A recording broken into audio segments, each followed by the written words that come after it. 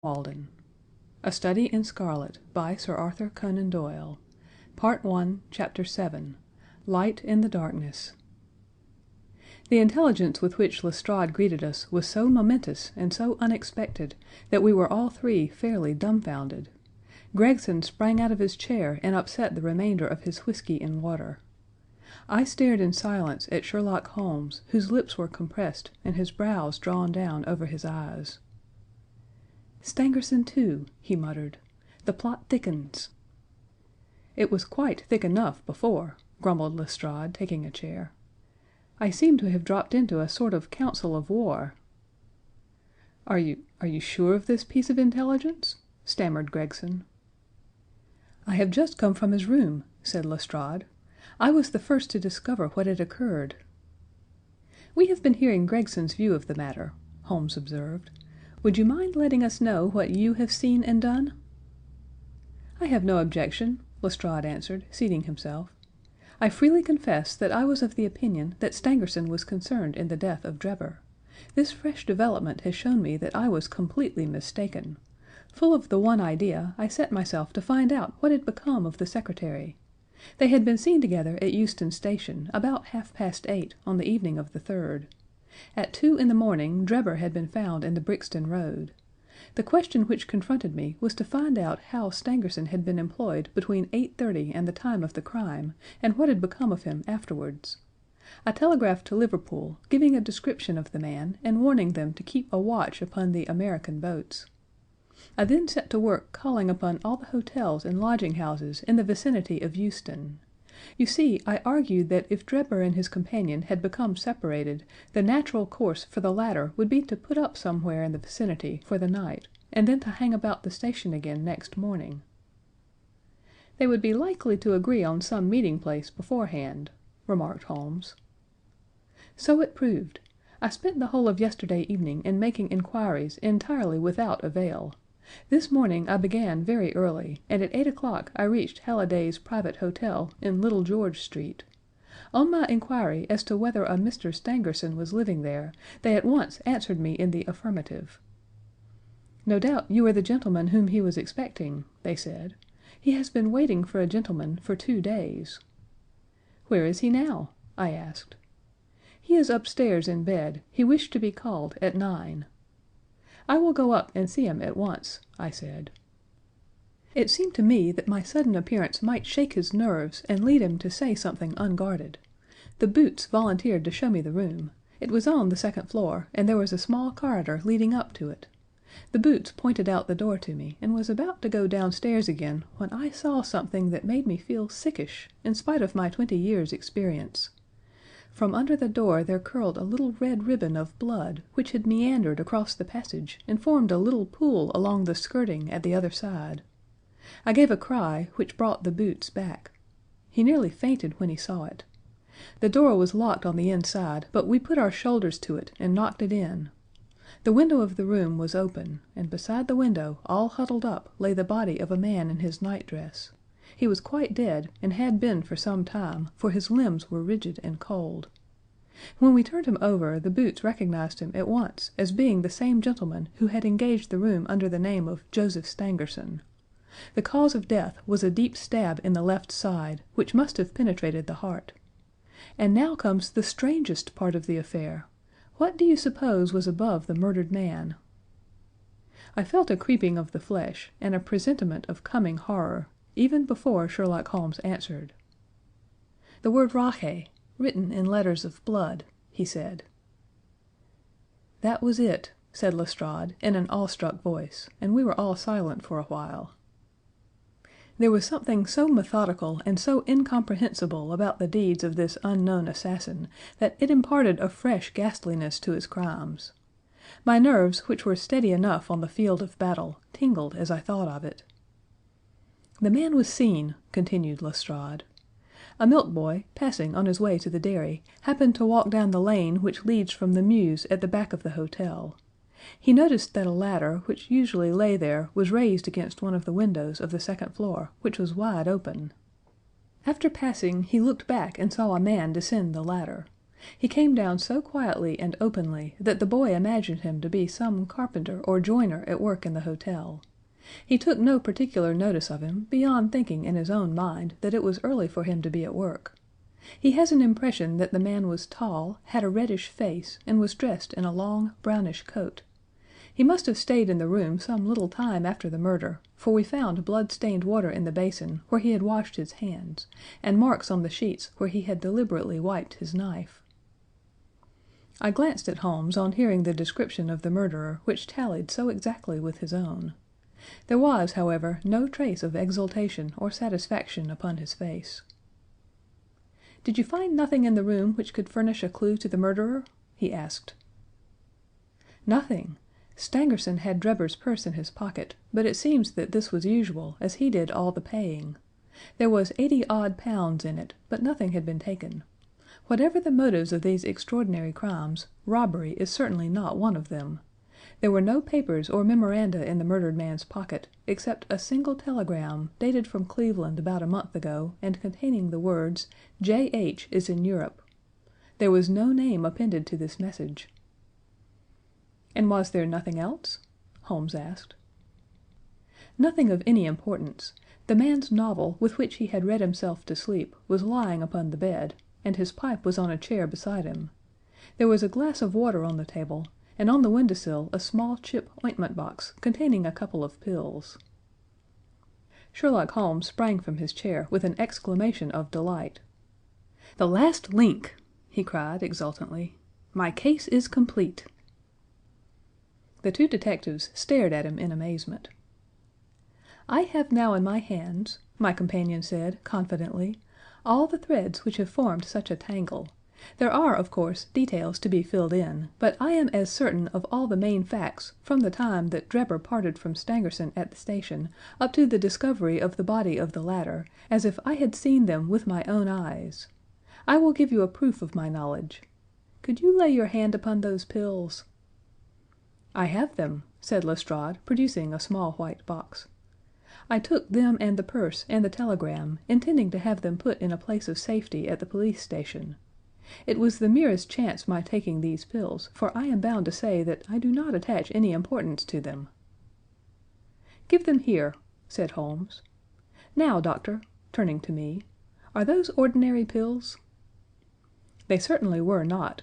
They were of a pearly gray color, small, round, and almost transparent against the light. "From their lightness and transparency, I should imagine that they are soluble in water," I remarked. "Precisely so," answered Holmes. "Now, would you mind going down and fetching that poor little devil of a terrier which has been bad so long, and which the landlady wanted you to put out of its pain yesterday?" I went downstairs and carried the dog upstairs in my arms. Its labored breathing and glazing eyes showed that it was not far from its end. Indeed, its snow white muzzle proclaimed that it had already exceeded the usual term of canine existence. I placed it upon a cushion on the rug. "I will now cut one of these pills in two," said Holmes, and drawing his penknife he suited the action to the word. "One half we return into the box for future purposes.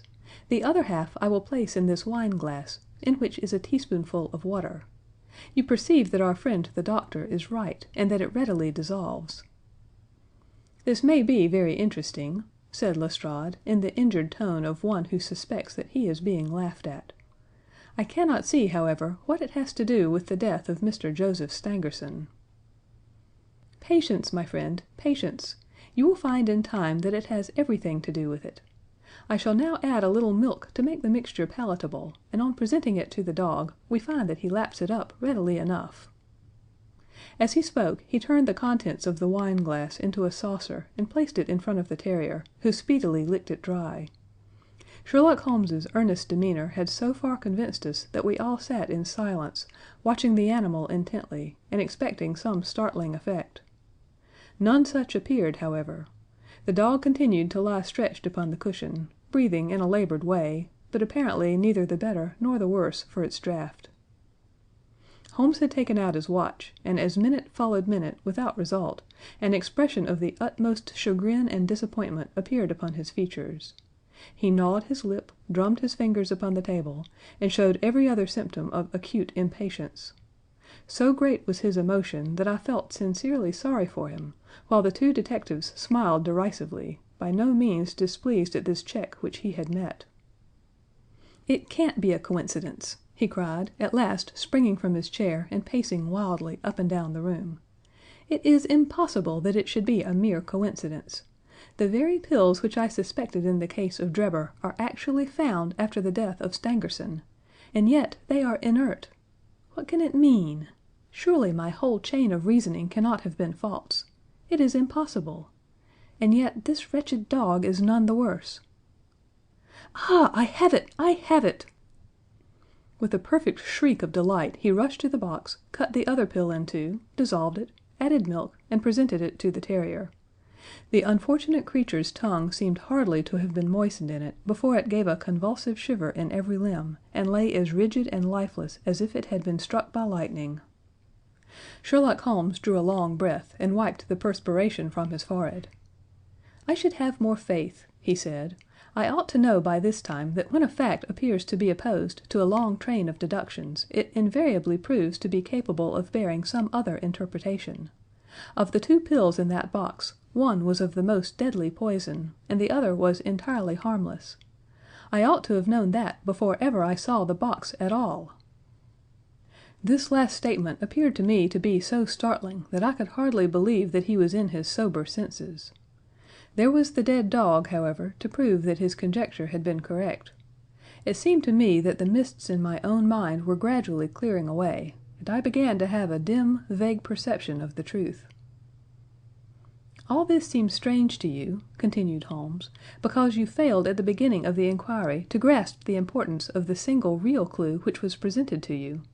I had the good fortune to seize upon that, and everything which has occurred since then has served to confirm my original supposition, and, indeed, was the logical sequence of it. Hence things which have perplexed you and made the case more obscure have served to enlighten me and to strengthen my conclusions. It is a mistake to confound strangeness with mystery. The most commonplace crime is often the most mysterious because it presents no new or special features from which deductions may be drawn. This murder would have been infinitely more difficult to unravel had the body of the victim been simply found lying in the roadway without any of those outrés and sensational accompaniments which have rendered it remarkable. These strange details, far from making the case more difficult, have really had the effect of making it less so." Mr. Gregson, who had listened to this address with considerable impatience, could contain himself no longer. "Look here, Mr. Sherlock Holmes," he said. "We are all ready to acknowledge that you are a smart man, and that you have your own methods of working. We want something more than mere theory and preaching now, though. It is a case of taking the man. I have made my case out, and it seems I was wrong. Young Charpentier could not have been engaged in this second affair. Lestrade went after his man, Stangerson, and it appears that he was wrong, too. You have thrown out hints here and hints there, and seem to know more than we do, but the time has come when we feel that we have a right to ask you straight how much you do know of the business. Can you name the man who did it?" "I cannot help feeling that Gregson is right, sir," remarked Lestrade. "We have both tried, and we have both failed. You have remarked more than once since I have been in the room that you had all the evidence which you require. Surely you will not withhold it any longer." "Any delay in arresting the assassin," I observed, "might give him time to perpetrate some fresh atrocity." Thus pressed by us all, Holmes showed signs of irresolution. He continued to walk up and down the room with his head sunk on his chest and his brows drawn down, as was his habit when lost in thought. "There will be no more murders," he said at last, stopping abruptly and facing us. "You can put that consideration out of the question. You have asked me if I know the name of the assassin. I do. The mere knowing of his name is a small thing, however, compared with the power of laying our hands upon him.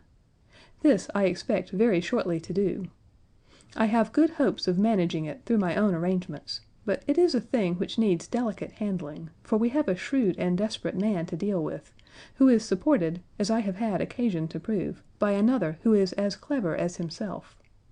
As long as this man has no idea that anyone can have a clue, there is some chance of securing him, but if he had the slightest suspicion he would change his name and vanish in an instant among the 4,000,000 inhabitants of this great city.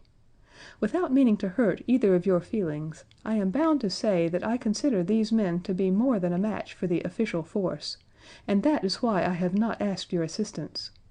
If I fail, I shall, of course, incur all the blame due to this omission, but that I am prepared for.